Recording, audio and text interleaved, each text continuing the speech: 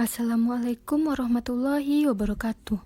Perkenalkan, kami dari kelompok 6 akan mempresentasikan hasil dari paper kami yang berjudul Legislative Ethics from Enron to Sarbanes-Oxley: The Impact on Corporate America. Sebelumnya, izinkan kami untuk memperkenalkan anggota kelompok kami. Yang pertama ada Rifla Devri Andara, yang kedua ada Aulia Sri Anggreni, dan yang ketiga ada Deni Putri Gizelia. Baiklah, kami akan membacakan latar belakang penelitian. Kasus Enron, WorldCom, HealthSouth, Adelphia, Parmalat, Elat, Andersen, dan daftar perusahaan lainnya terus berlanjut.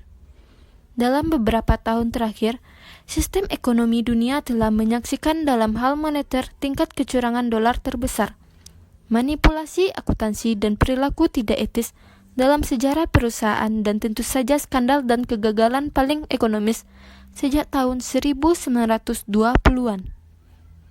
Praktik tidak etis tersebut didorong oleh keuntungan pribadi, ego, dan keserakahan dari berbagai pihak tertentu. Kasus Enron, WorldCom, dan HealthSouth merupakan 3 kasus skandal penipuan terbesar yang menggambarkan bagaimana manajemen puncak melakukan penekanan pada karyawan untuk bertindak tidak tepat. Keserakahan dan keuntungan pribadi, kegagalan audit, dan budaya korupsi yang dilakukan di dalam perusahaan. Pada bulan Juli tahun 2002, Kongres Amerika Serikat menanggapi dengan Sarbanes-Oxley etisi yang mengatur perilaku etis bagi perusahaan publik dan firma auditor mereka. Tujuan dari penelitian ini adalah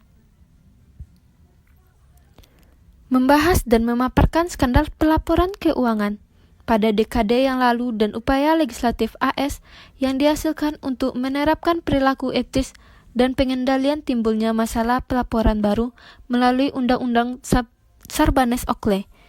Dimulai dengan perspektif sejarah singkat dan diikuti oleh asersi konsekuensi etis dari undang-undang dengan diskusi tentang skandal korporat baru-baru ini, motif penipuan dan konsekuensi. Yang kedua, untuk mengetahui dapatkah seorang pejabat pemerintah mengatur perilaku etis atau apakah budaya perusahaan menentukan tindakan individu dan kelompok melalui tinjauan skandal korporat baru-baru ini bersamaan dengan persyaratan Undang-Undang Sarbanes-Oxley. Baiklah, akan dilanjutkan oleh teman saya. Baiklah, saya akan melanjutkan presentasi kelompok kami. Metode penelitian. Metode yang digunakan dalam penelitian ini adalah deskriptif, di mana penelitian deskriptif adalah suatu metode penelitian yang ditujukan untuk menggambarkan fenomena-fenomena yang ada, yang berlangsung saat ini maupun masa lampau. Pada penelitian ini dilakukan analisis terhadap skandal Enron, WorldCom, dan HealthSouth, di mana sama-sama kita ketahui akibat dari skandal Enron, WorldCom, dan HealthSouth ini membuat minimnya kepercayaan investor kepada pelaporan keuangan yang dibuat oleh perusahaan-perusahaan. Kesimpulan dalam penelitian ini yaitu penelitian ini telah mendokumentasikan kegagalan undang-undang, pengendalian internal perusahaan, dan budaya perusahaan untuk mencegah pelaporan keuangan yang tidak etis dan tidak benar. Tidak ada yang diambil sendiri, semua telah teruji waktu dalam menjamin perilaku etis perusahaan yang tepat. Sarbanes memperluas dan memperdalam sanksi dan hukuman atas perilaku manajemen yang tidak etis namun tidak mengatasi hubungan antara perilaku dan penghargaan manajemen. Sarbanes juga meminta fokus yang jauh lebih besar pada pengendalian internal oleh manajemen senior.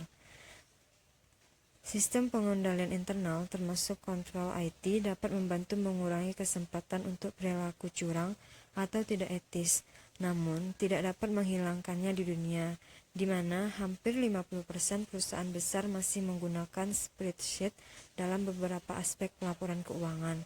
Akhirnya, kegagalan etika perusahaan bisa dibilang muncul dengan lebih hati-hati di perusahaan yang sangat sukses, yang tidak memiliki dasar etika yang kuat ketika kondisi ekonomi berubah seperti yang disaksikan oleh studi kasus dan karya Kotter dan Hesketh. Ini adalah kombinasi dari budaya perusahaan etis yang kuat, dimulai dari dewan direksi, kontrol, undang-undang, penghargaan, dan hukuman yang memberikan konteks untuk mendapatkan pelaporan keuangan yang etis dan transparan. Selanjutnya akan dilanjutkan oleh rekan saya. Baiklah, saya akan melanjutkan penjelasan kesimpulan dari teman saya yang sebelumnya. Dari uraian dan analisis tentang kecurangan pelaporan keuangan serta tanggapan regulasi, kita menunjukkan ada 4 premis. Premis yang pertama adalah sejarah menunjukkan bahwa upaya legislatif untuk memaksakan perilaku etis dalam manajemen keuangan perusahaan dan pelaporannya telah gagal. Premis yang kedua adalah kontrol perusahaan dalam dunia teknologi informasi tidak dapat dan tidak akan mencegah penipuan perusahaan. Premis yang ketiga adalah budaya perusahaan yang kuat sebagai konteks dan nilai-nilai etika perusahaan yang tertanam sebagai penggerak perilaku adalah kondisi yang diperlakukan untuk memperbaiki manajemen dan pelaporan. Premis yang keempat yaitu kepatuhan terhadap hukum, kontrol internal dan norma budaya perusahaan harus dibangun berdasarkan penghargaan yang dapat diprediksi untuk perilaku benar serta pengiriman cepat sanksi yang signifikan untuk perilaku tidak pantas yang didukung oleh sanksi kemasyarakatan kuat. Penjelasan selanjutnya yaitu tentang perluasan paper. Perluasan paper yaitu di dalam pengembangan penelitian diharapkan yaitu penelitian kedepannya dapat mengeksplorasi interaksi antar budaya perusahaan, kontrol internal, kontrol masyarakat, dan penghargaan atau sanksi akan memberikan jawaban yang lebih baik dari penelitian yang sudah ada, serta dapat memperbaiki bagaimana pelaporan keuangan sebuah perusahaan.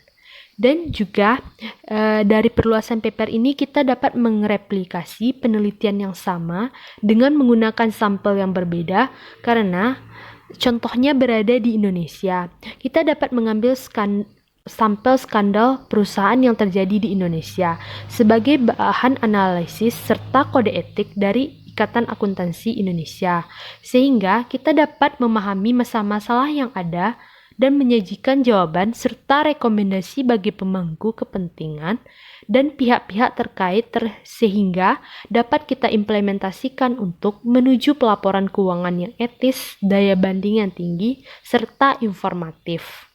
Sekian pemaparan dari paper kami. Assalamualaikum warahmatullahi wabarakatuh.